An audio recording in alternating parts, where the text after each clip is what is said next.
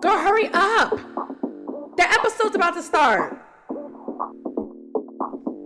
Edified, divine, shine, thrive. No lies, a new mind. Bitch, don't forget to subscribe. Get designed to edify. Skip the line and edify. Let me stop. Let go. Hello, ladies. Happy Black History Month. Oh my gosh, what it means to be Black. I am so happy to be Black. Like, living in the United States has taught me how valuable it is for me to be Black. And it's crazy because most people will go, what? Like, we're not appreciated. We get everything taken from us. We get everything, just stolen, honestly. Our culture, our music, our style, our bodies, right? But it just shows that we really do set the trends. Nothing left to say, like, period. We are the standard. And I'm extremely happy to be Black. I think that we deserve more than just 1 month. And I've always been saying this since I was a kid. Like, growing up, like, hearing Black History Month, to me, it was just the day where I was able to watch Martin Luther King, that movie, the cartoon, and eat a good snack and take a good nap. Good nap afterwards, that was always the key right there. But now, as I get older, I realize the impact that Black people have made on this country and how we really don't get our flowers enough, to be real. Even being younger, only hearing names like Rosa Parks and Harriet Tubman and Frederick Douglass, and like some people they try to keep under wraps. Like, I didn't even hear about Malcolm X until middle school because I guess he was too raw for us to handle. Like, his message was too much to tell children. But as I continue to grow in my Blackness, become more pro-Black, and start to just continue to support my people, I really, truly just appreciate being the brown skin, 4B, 4C textured. I got multiple textures of hair, by the way. But I just love being who I am. I just love I wouldn't change it for the world. Statistics show that Black women are the next rising group of entrepreneurs. Okay. Hip hop is the #1 genre in this country. Okay. And when you think of surgeries, everybody's trying to get a Black girl's body. Let's just keep it real. Let's just be clear. Everybody wants to look like us. You even see it in mainstream where it's like, the Caucasian boys, they never used to dress the way they be dressing. Now they be dressing with the Nike hoodies on and the Nike shoes on. And they, they be trying to come real swaggy. And I'm like, where'd you get that from, sir? Island boy. Because it wasn't your ancestors. I can tell you that. I felt like it was only right to end February off with this episode and really just talk about how Black women are not the same. What the fuck? Yeah, that took a turn. Because when you think of Black people in general, when you go back, there are so many different stories that have been told. And there are so many different experiences that Black people have in this country. Back in the day, a dark-skinned person experience was a little harsher than a light-skinned person's experience. Also, another example, if you take it a few years, after that, when slavery was over, you had people up north who were in a different era, a more progressive era. Their lifestyle was different than the Black people who still stayed down south and were still slaves in a way, or they didn't progress as fast as the people up north did. So while Black people still at the core experience discrimination, experience injustice, die at the hands of police, are overly sexualized, are not given the benefit of the doubt that we're just human. While we all do experience that, I still want to make it be known that we are individuals. We still are individuals. We think differently. We act differently. We have different passions, different interests. And aside from being Black, we still are individuals. And that is something I really want to highlight, especially during Black History Month. I'm proud of all of the posts that I'm seeing online, a lot of the educational pieces, people telling us just different things about different people and names that we've never heard of before who have made change for us that we probably will never really know about. But one thing I keep continuing to see is like one person speaking for all Black people. And I think that can get dangerous. So my experience being a Black woman is similar to most Black women in the South, right? I experienced racism at a young age. I'm down in Georgia, so you already know how a lot of people in the country think. But I grew up in the suburbs. So I was born and raised in, I guess you could say, like a Black area, but my parents quickly took me out of there and put me in a predominantly white area. When I was young, I was like one of the only Black people in the class. Like I was one of the only Black people, maybe like 2 Black people total. Or I remember one time I was the only one. I was the only Black cheerleader on my team for a while until it was probably like starting from the 2nd grade until maybe like the 4th or 5th grade. I started to finally see more Black girls and I was like, thank God. Too much mayonnaise. Love you. You're very special. So like my experience is that race was never necessarily pointed out to me. Like, for example, in school, I never got teased for being Black. I was never like, oh, nigga, nigga, nigga. Like nobody ever came at me like that, to be real. But I did feel the separation between me and other white girls in my class. There were moments where like I knew that certain girls, they just felt like they couldn't relate to me. And like I wanted to be friends with them so bad, but it just seemed like they stayed away from me. And I never really understood why. I always equated it to me being Black, like in my head, like it's possibly because I don't look like them. Like I'm not blonde, you know, I don't have blue eyes. But I think that that was an insecurity deep down inside because I saw that I was different. And like I saw that, oh my gosh, there's not a lot of us here. Being brown skinned was never an issue for me. I was never teased about my skin complexion. To be honest, the guys loved it. I was called chocolate a lot. I was called chocolate. Even with me being a suburban Black girl, blessed, growing up in a 2-family household in the suburbs, I've still struggled being a Black woman because nothing seems like it's ever good enough at times, especially to other races who prejudge you just off the strength of your skin color. It doesn't matter how proper I am, doesn't matter my background, my degrees, doesn't matter how classy I dress, doesn't matter the big size in my home. They're always going to prejudge me. And so that in itself has been something that I've had to struggle with. And I've tried to look at both sides. I've tried to weigh it out. And there was a time where I kind of prejudged ratchet Black women who grew up in lower class homes and lower class upbringings. And I was dead wrong. But it was literally that wanting to not be compared to that. Because that's what I was already assumed to be. You know, we see online a lot of crap that goes on in the hood, a lot of stuff that goes on out there, and it's never good. A lot of killing, fighting, drama, broken homes. And so I didn't want to ever be associated with that. And I'll keep it real. I always made sure that I was like, I'm not like that. I'm an Oreo. I'm a suburban girl. Like that's something I always put an emphasis on so that I was never grouped into being a angry Black woman or the negative version of a Black woman. But now I see a lot of evolution in Black women, and I love to see it. I see a lot of pages supporting Black women, you know, Black Twitter going ham when it comes to protecting Black women. And I am in a much better place being like, you know what, I am who I am, and if you want to prejudge me, it is what it is. My story is not exactly similar to every Black woman in this world, but I can tell you one thing.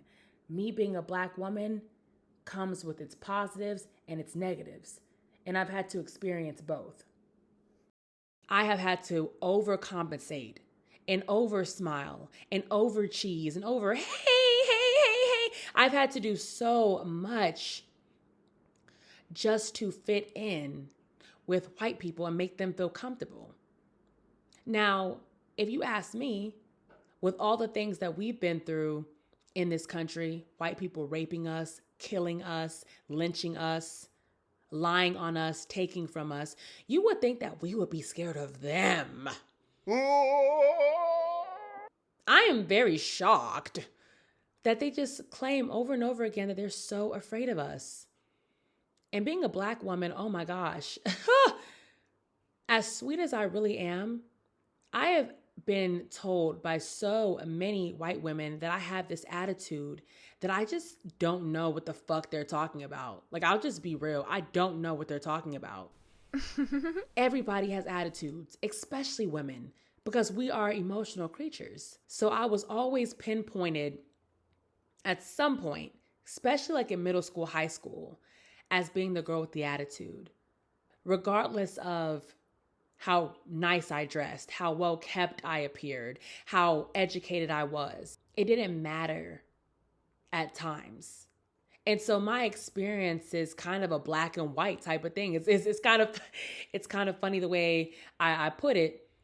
On one end, I feel like I had a privileged Black upbringing, and I may be ignorant. I may be, but at the same time, I also acknowledge that didn't matter to white people who were set out on making me out to be something that I wasn't. I believe that God brought me onto this earth, being Black, so that I could continue to show, and just like the rest of us, but specifically for me, that I could continue to show that you can still live a great life when so many things are in your way on purpose to make you fail. Hey you guys, this is Kennedy with Edified Minds Podcast, where we drop an episode every Tuesday. Before we get further into this episode, I want to tell you guys about Soft Mood Sounds. Designed to alleviate stress, prepare you to rest, and motivate you in the morning, this YouTube channel has 3 categories of sounds, like mood ambiances, rain sounds, and affirmation. Spread mental wealth by sharing this page with your friends and your family, and kick your day off or end your day with these beautiful soft mood sounds. All right, let's get back to the episode. Now, we have to address the myths that I keep seeing about Black women on social media, because I could talk about this all day. And I think I'm going to do a whole nother episode on it, probably like an interview or something. That's what I have in my mind. But there are so many myths about Black women in particular that I need to address, because as much as I want to also cover our men as well, because I hate, to me, it's so funny how people say, protect Black women, right? But I feel like we've gotten some more protection. I feel like because we've said that just in general, we've gotten more protection. But Black men, they're just kind of still put on the back burner, and they're still kind of just expected to just take whatever we throw at them. So I don't think that's fair. With that being said, as much as I do want to speak for and protect my brothers, I can't really tell you their experience because I'm not that. I am a Black woman though. And things that I see online in particular are very alarming, and we have to address them for sure. That's just what this podcast is about. It's about obviously uncovering the lies and the myths and the BS that we see all the time, and just trying our best to overcome this, because it really can take a toll on people. So when I think of myths about Black women, right? I think about how I keep seeing this narrative that we are all ratchet, loud, angry Black women. That's the base. And that's something that a lot of us have heard. It's okay, duh, Kennedy, that is something that they've had put on us since the beginning of time, that we are angry and that we are ratchet. But you will be surprised how this identity actually has been accepted by all kinds of people, including our men. where it is assumed that we all are like that. And we're assumed to be that way before we even open our mouths. We're prejudged because we're Black women. That automatically all Black women are angry, all Black women are ratchet, all Black women want to fight and be baby mamas and this and that. Like, that's not true. And as much as I've seen Black women show that that's not true, the masses still think it is. And it's shown online. I looked at a recent survey and it showed that more people like to connect with videos that show Black women fighting more than uplifting each other. So even though there are pages like 2190 or Essence or other Black pages that show Black women getting along and supporting each other, uplifting, the masses, the majority would prefer to see us beat each other than to see us love each other. And that is problematic in itself. But that's because they believe the narrative is that we are ratchet and that we are angry and that we are Black. And you know what? While I'm at it, I blame reality TV. I'm part of the problem. I'll admit I'm part of the problem because at first I used to love watching it. And I would love Basketball Wives, seeing Tammy Roman just whip a chick, just bop, bop, bop. Remember, she used to say something that I say till this day. She was like, whenever I feel something, I just have to let it out or else my chest hurts. And it's like, girl, we know your chest don't hurt. You just want to say something. But you know what? Just say it, sis. We're here for it. And now I look back at it and I'm like, dang, that just fed into the narrative that now I'm realizing is so detrimental. Ugh. I hate it. That is a big myth. Another big myth is that for some reason, people really believe that we just are not loving. We're not loving, we're not nurturing, and we're not, this is the big word of the year, submissive. I had not heard that word in my whole life as much as I have in 2022. I really want us to throw that word away because it's trash. I don't even know what submissive means nowadays, because if you're telling me that I have to sit here and allow you to treat me like crap and just take it, yeah, you're right, I'm not submissive. So sorry. But that's a big myth as well. And these myths are impacting us. They are. These are not just opinions, ladies. These are not just things that we could just wipe off our shoulders. No. These are proven by statistics that this is the reason why we are the least married race. This is the reason why on Bumble and on dating apps and Tinder and all that, we are the least swiped, because we are prejudged before we even open our mouths. They assume, and who is they? Everybody. Let's keep it real. It's everybody. It's everybody but us. And sometimes it is us. Because I'll admit, I do sometimes prejudge my sisters depending on how they carry themselves. And I'm going to work on that. I really am. I see so many good women continue to say they can't find a man. And the truth is, they are probably the best women that you will come across. But I guarantee you, a reason, not the main reason, but a reason why it's hard for them to find somebody is because their prejudge is based off being a Black woman in general. It's like, oh, she's a Black woman. She's going to expect too much. She ain't going to cook. She ain't going to clean. She's going to want this from you. She's going to want that. She's going to want blah, blah, blah. Like, it's so much that is placed on us. And my question is, when did we all become the same? When did I start thinking the same as every single Black woman on this earth? When? It's ridiculous. And I'm sick and tired of it, to be real. It brings me into the next myth that I see, and that's that we're all fucking gold diggers. Oh, excuse my language. I've got to stop cursing, damn it. But it's that we're all gold diggers. At this point, I don't know what feminism is. I don't know what, I don't really know where we're headed when it comes to self-respect as women. And that's going to be a whole different conversation once again for another episode. So stay tuned and make sure you subscribe. But I blame the city girls. I do. And it's so crazy because we see Young Miami running around here with Diddy.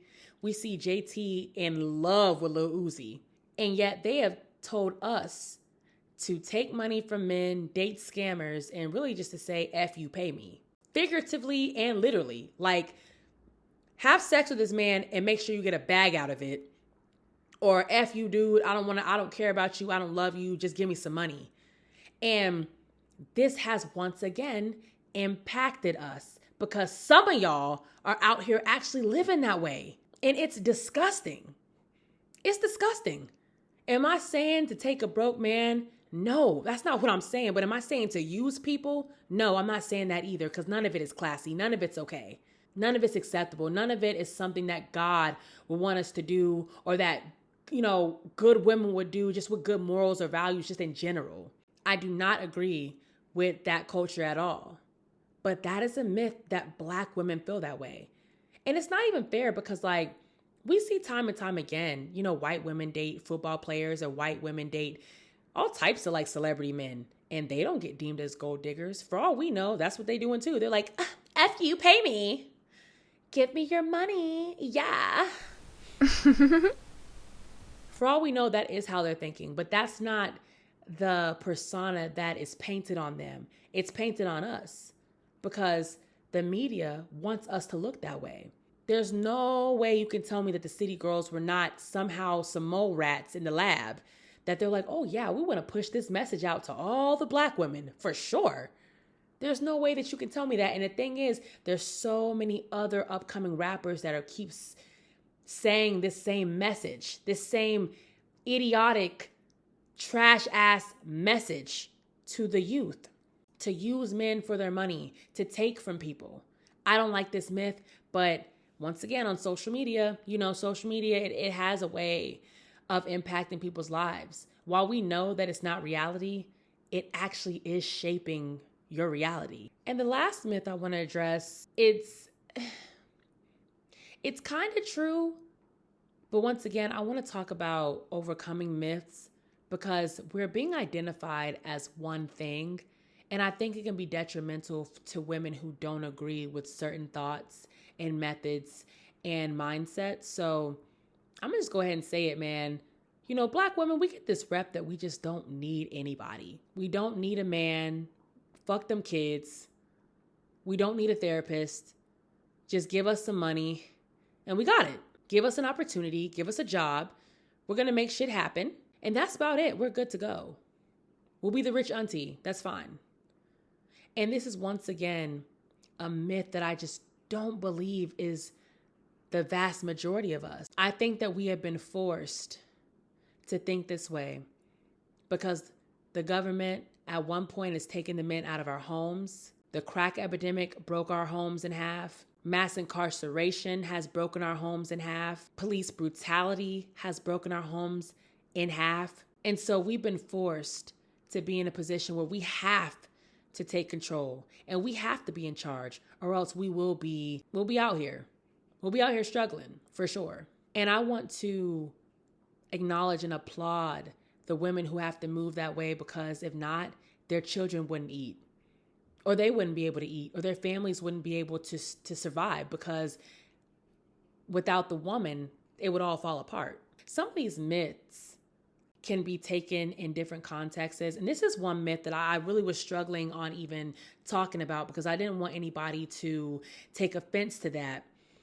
I'm not saying that we need people, but I do believe that Black women need love and we need support. That's what we do need. I love this soft life era that we're in right now. I love that term. That's a term that we should keep. Soft life. Yes, soft life. Because so many of us have dealt with so many hard issues and hard trauma that it has hardened our hearts. And as a result, we literally, not even knowingly, are like, dude, I don't need anybody in this moment, because if I depend on somebody, they'll let me down. Or how about this? I don't have anybody to depend on at all. So at this point, all I have to depend on is myself. And this is not something that we have to stick with. This is not something like I want for my women. I don't want that for us. I don't think that that's what we're deserving of. There's a lot that has to go into us fighting that myth and overcoming that myth. And I see it happening. Once again, another good statistic is that more Black women are getting therapy now, more than Black men, for sure. The numbers are excruciatingly different. And so we're doing the work. We're putting in the work for sure. And I applaud us for that. But how we overcome these myths and stop like just identifying as being just Black women is exactly that. I felt the need to make this episode because I believe that only Black women are prejudged and labeled because of the color of our skin. And that is sick. It's fucking, ooh! I'm trying not to cuss, but it's sick! Every other race of woman, they almost get the benefit of the doubt to be individuals. And yet we continue to be grouped into one. We see it on other podcasts where certain men who, obviously, they hate Black women. Let's just keep it real. But their excuse is that we all act this way. Black women do this. Black women do that. I have met many Black women who don't do anything that I do, don't believe in the things I believe in, and they move completely different than I do. We're not given the benefit of the doubt to be individuals, and that's the reason why I had to put an emphasis on this in Black History Month. Because while Black History Month is such a beautiful month to just love being Black, I need to be real. As Black women, we deserve the right to be individuals. I don't want to be assumed that I'm going to act a certain way or think a certain way or treat my man a certain way because the internet tries to tell me who I am because I am Black. That's where I'm getting at with this. Yes, Black women, we have cultural similarities, especially in beauty and culture, food, family upbringings. Yes, we have things in common, all right? But as far as personalities, as far as upbringings, as far as beliefs, as far as how I handle situations, as far as how I dress, as far as being passive or aggressive, it's not always going to be the same as my sister next to me. And we deserve to not be grouped into one, just like the other races of these women out here. White women always get a pass on being passive and submissive. And I done met a many crazy white women, that are crazy, really crazy, and talk crazy to men. Oh, well, Asian women, they're quiet.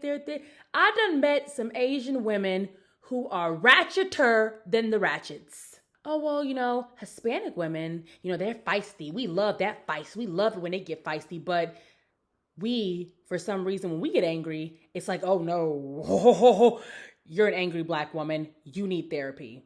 But how come Latina girl and a Dominican can go off on you and you get turned on by that? Explain that. I'm tired of not feeling like we're on the same playing ground. It's so crazy because, like I said before, we set the trends, we set the standard. Everybody wants to be like us. But I still think that we shouldn't be prejudged, especially when for some reason a lot of the prejudgments be negative. And if the prejudgments are positive, it's always about our appearances. But when it comes to our personalities, that seems to be where we hit a wall. And I know I'm not the only one who sees this. We hit a wall. So it's time to break down that wall today. All right, ladies. So as you know, I'm going to always end it off with a scripture. So this episode was based off of Isaiah 64:8. And I'm going to read it. It is, "Yet you, Lord, are our Father. We are the clay. You are the potter. We are all the work of your hand." To end this episode, I just want you guys to know that we deserve the same privilege that other races of women get. It is not a bad thing that we have similarities at all, but we deserve to be seen as individuals and not just grouped into one category, especially when for some reason the category is negative. I just do not like that. So let's sit on this for this week. Let me know your thoughts about the episode. Please subscribe. Please share this with your friends. Have conversations about this. If you want to do a response on TikTok or Instagram, I encourage it. Let's have conversations surrounding this. And I am looking forward to doing another episode next week. So hope everyone has a great week. Ladies, stay positive, stay uplifted. And yeah, next month is it is National Women's Month, I think. And so therefore, you already know I got things coming for you. I'm doing everything for the ladies. So stay tuned and y'all have a good week.